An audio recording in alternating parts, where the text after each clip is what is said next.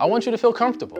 I think when I reflect on my life, right, when I had to write a late night paper or study for a test, I put on some sweats, I put on a hoodie, right, and I just was comfortable. And I want my classroom to feel that way, to where you're comfortable enough to make a mistake and to be able to take some type of correction and move forward. My philosophy is respect and effort, because if I have respect in the space, we all feel like we're in this together. And if you're giving me effort, I can take you to where you're trying to go.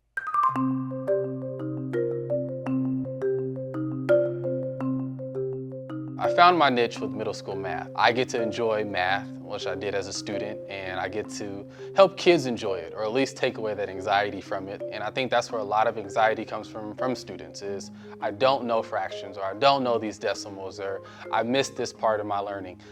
And I can kind of go back into my toolbox and pull it out and say, oh, I got something for that. And then once they see like, oh, I can be successful, I create some more buy-in. You know, it's a long school year. So if I can get you on board in September and October, I'm just excited about where we can take you by the end of June.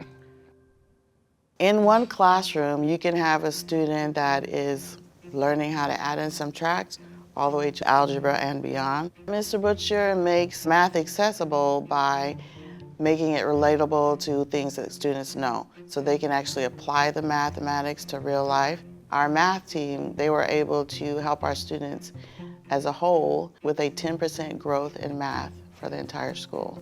Bryan is the type of teacher that you want to be. Kids feel comfortable to take academic risks and even just social risks in the classroom. Just the care and the passion that he has for kids and really wanting each individual student to feel seen and valued. Sometimes in a middle school world where people don't want to be seen, and he lets them know like it's safe here. He makes individual nicknames for every single student, and I don't know how he does that, and I don't know how he remembers it, but we have former students come back all the time. That's like one of the first things they want to know is like, do you remember what you called me? And there's like a ceremony for it. I'm pretty jealous. It's a pretty cool thing. Genuinely, organically, math, oriented, academic driven, but getting to just grow our culture as a classroom. I might mess around and call someone Flash, or see someone play soccer and call them Sweet Feet. And then they're like, what's my nickname going to be? What's my nickname going to be? Because they form organically, I'm like, well, you got to give me some time to get to know you. It's the connection that we really make. The kids know it's coming, and I don't know how he does it, but he does not repeat. I think it just speaks to him seeing each individual for who they are and making them feel really seen. He is able to bring out the best in every student. Even the students that have challenges with other teachers, they go to his room, they perform. He also spends the time to make sure the students get extra support, whether that's before school, after school, lunchtime. He's a go-to person for some of the kids. If they have an issue with another student or if they have an issue with a teacher, they often will talk to Mr. Butcher about it so that he can help them problem solve.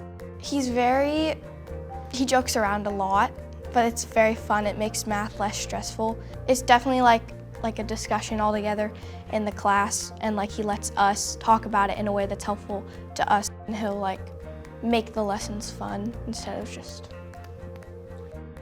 He's kind of like if you had an uncle in school, like he's just really nice and chill with all the kids and like makes sure you understand everything that's going on.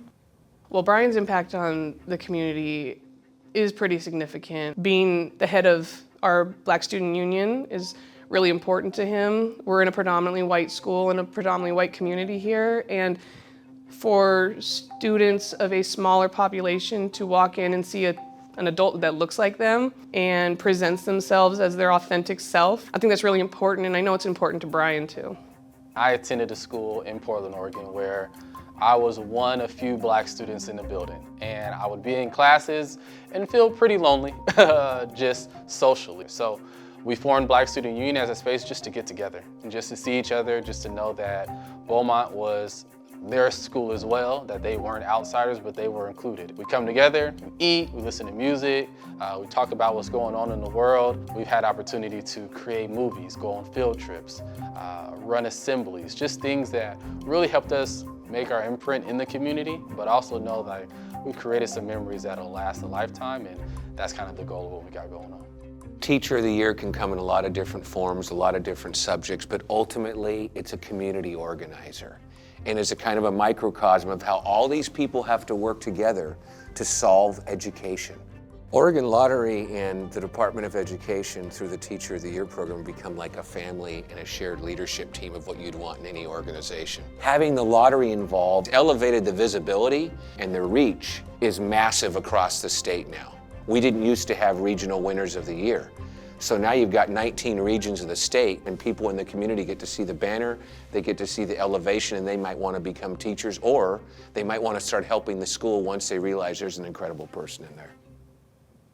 I know that a lot of people are not going into teaching because it's hard. Teachers here have at least 150 kids that they see per day. How many doctors see 150 patients a day? It's truly the work of the people. I think when we get down to the essence of just who we are as people and why we're here to really just engage with each other and help someone else along the way, teachers are in that position every single day, right? They're not just a teacher, they're a mentor, they're a counselor, they're a nurse, they're an advocate. There are so many more things than just being the person who stands in front of children all day and delivering information. And then when you get opportunities to hear them say, Mr. Butcher, you did this for me, or Mr. Butcher, that was a great story, or I remember Mr. Butcher's class, or my nickname is now forever my nickname, or I used to hate math and now I like it. And I'm like, hey, that's progress, and we're getting somewhere. So it really feels like, oh man, I was a part of someone else's life, which is why I do it in the first place. It's one to have an impact and help them grow into the people that they can be.